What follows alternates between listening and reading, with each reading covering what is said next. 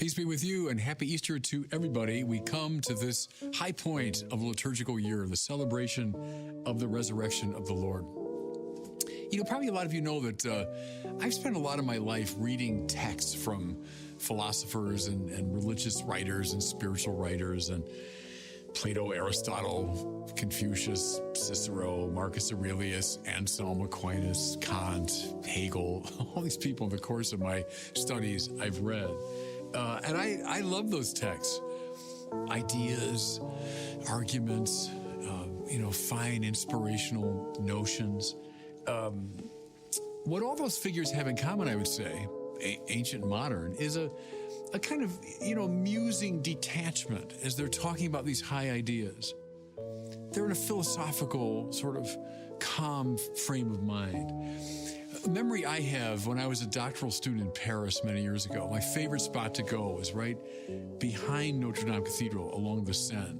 And I would sit against the wall there, and I'd always bring a book with me and probably a baguette.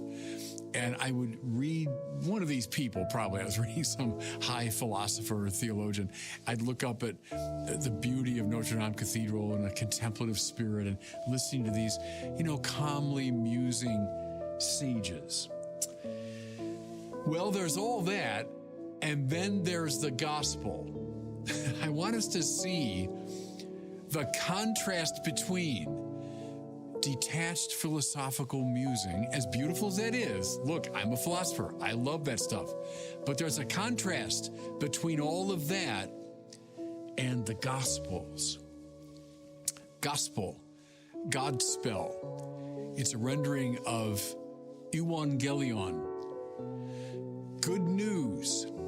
Good news. Now, Confucius, Aristotle, Plato, Aquinas, Anselm, okay, they're interesting and they're wonderful and they're full of deep ideas, but it's not exactly newsy. It's not text that you want to say, hey, let me tell you about this. Something happened. But then there's the Gospels.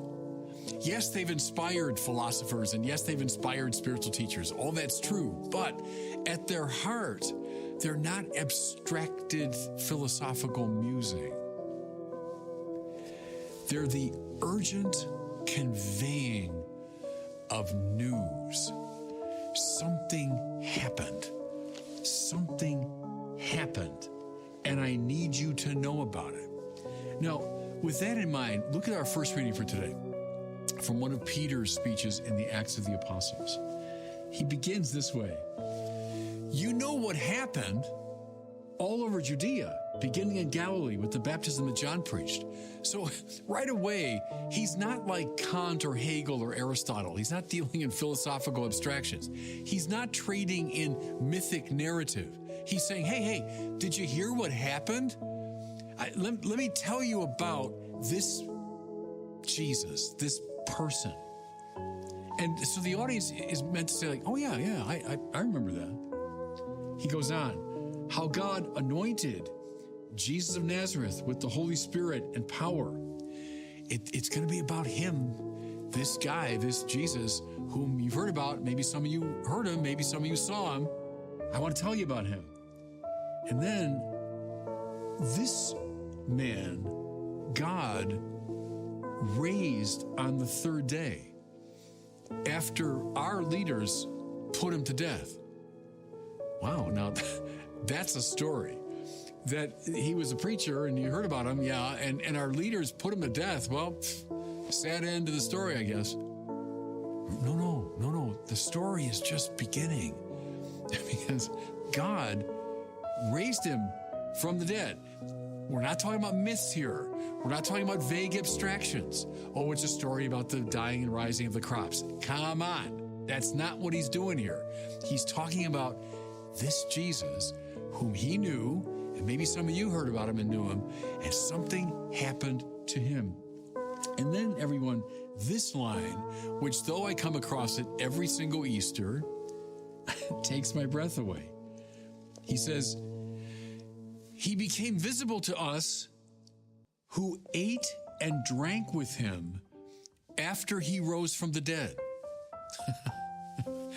What? What are you talking about? So God raised him from the dead, and then he appeared to you not as a ghost or a hallucination or something. I mean, they knew about that. They knew about that sort of phenomenon, psychological projections, dreams, ghosts even. No. We who ate and drank with him after he rose from the dead. Something happened. Something happened. Easter, the resurrection of Jesus from the dead. Now, with all that in mind, I wanted to use that as a preparation for our gospel, which is taken from St. John's account of the resurrection. Here's what struck me. Now, I've been reading this course for many, many years, preaching on it for years. But it struck me just this most recent preparation, how much running is going on in this story. Mary Magdalene runs to the apostles. Peter and John run to the tomb. In fact, it's emphasized that John ran faster than Peter. There's a lot of running going on in this story. I don't know about you, but I can't really even imagine Aristotle or Plato or Kant or Hegel running. I see them sitting at a desk, maybe teaching a class in the university, maybe walking around with their disciples. Running? Why do people run? They run because they got something to tell you. There's something urgent going on. If suddenly I ran out of this studio, people say, hey, what's going on with him? People run because they're not just trading in nice, edifying abstractions. They run because they got something to communicate, something to say. So look now how the story unfolds. Mary Magdalene comes to the tomb early on Sunday morning. I love the detail of this story. It has that vivid sense of something remembered, right? The little details. When you're telling a story, not just an abstract sort of mythic thing, but you're telling a story about something that happened to you, you remember these details. She comes early, it says, when it was still dark, so very early in the morning. Why has she come? Well, why anyone comes to a cemetery or a grave. She's come to mourn. She's probably crying. She's come to remember what Jesus meant to her. You know, she comes in that spirit. What does she find, though? A stone rolled away. The stone, this giant stone they put in front of this cave-like tomb. Well, something happened, obviously. Something happened. Who would have rolled that stone? How would the stone get rolled? Well, something happened here, and so she runs. Notice, too, that strikes me. All these people who are running, they're pretty young. You know, I mean, I ran a lot when I was a kid. Right now, running is not something I do a lot of. When you reach a certain age, you don't run. How old were these people? St. Peter, we think, died around the year like 64, and they speculate he was in his mid-60s, which means at this time, he was maybe in his early 30s. We don't think of Peter that way, do we? We think of this old man with a long beard. John, younger still, probably in his early 20s. Mary Magdalene running. How old was she? In her 20s somewhere? Anyway, she runs to tell them, hey, they've taken the Lord away. And so the two disciples run to the tomb. You know, this detail that John outpaces him, the younger John, not surprisingly, outpacing the older St. Peter, it's a detail that contributed to the conversion of Graham Greene, you know, the great English novelist, convert to the faith. And he said one of the things that contributed to it was this story, because his novelist's eye caught this fact that, well, why would they have remembered that? If they're trading in some myth or abstraction or some made-up story, they wouldn't have remembered. They wouldn't have put that in. They put that in because it was vividly remembered. They get to the tomb. John first, but he waits, and then Peter catches up to him. They look in. Now, Mary Magdalene noticed the stone rolled away, but now they look in. What do they see? Jesus is gone. The body is gone. But the burial cloths remain.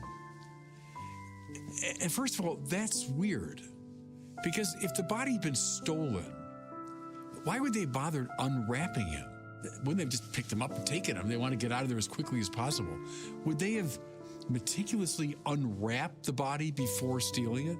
So that in itself is weird that the burial cloths are there. But secondly, they're neatly arranged, and the cloth that went around his head is rolled up neatly, it says, in its own place. First of all, notice the vivid remembrance, these little details. But you see what struck them as so strange. Let's say that the grave robbers took the burial cloths off. Why would they bother arranging them beautifully on the burial shelf there? Why would they fold up the cloth around his head in a neat... It doesn't make any sense. Something happened. Something very weird happened in this tomb. It says that John, when he looked in and he saw what I've just described, he believed. He believed. What did he come to believe? Not that someone had broken into the tomb. That was Mary Magdalene's assumption. They've taken the body of the Lord. Not that someone had broken in, but the far weirder fact that somebody had broken out. Resurrection faith begins in this startling moment when they realize that death does not have the final word. These followers of Jesus that loved him, they were his friends, they were amazed at him. They were convinced he was the Messiah of Israel. But his death on that Roman cross, it dashed their hopes. Remember the Road to Emmaus story? It's all about that. We thought he was the one. But his death on that Roman cross, someone's put to death by the enemies of Israel. There's no way he's the Messiah. Not only do we mourn him, but we're mourning our own lost faith. We're mourning the fact that we've wasted these years of our lives. We're mourning because we're so deeply hurt and disappointed. All of that, every bit of that. But when John looks in and he sees the empty tomb and he sees those burial cloths and he comes to believe, someone broke out of the tomb, because God's love, everybody, is more powerful than death itself. God's love, God's mercy, is more powerful than death itself. And this means, and now we come to the heart of Easter faith, this means that all of our assumptions have to be rearranged. This means everything we've assumed is true about the nature of things has got to be undone. This means the world has been turned upside down. There's a revolution in that literal sense of a turning around, turning upside down of all expectations. We live now in a new world. It's the only way to understand the first Christians and their message. They are not like the disciples of Confucius or the disciples of Aristotle who say, let me tell you about this new teaching nothing as bland as that. They're telling you the world has changed. And that's called, to this day, evangelization. Euangelion. Good news. Something happened. And now, listen to me, it's time for all of us to run out to the world with that great message. God bless you and happy Easter.